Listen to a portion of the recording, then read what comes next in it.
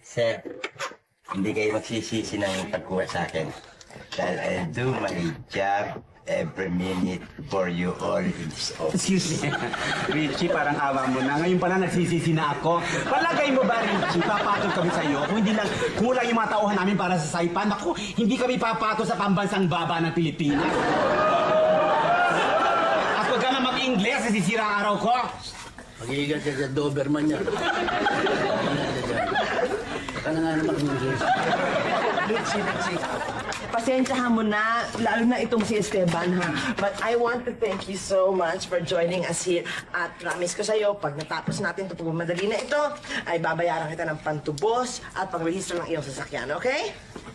Ha? Ma'am,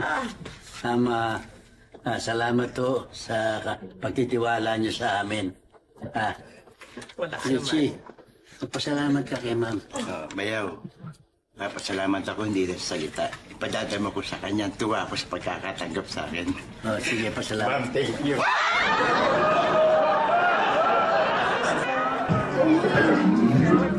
Thank you,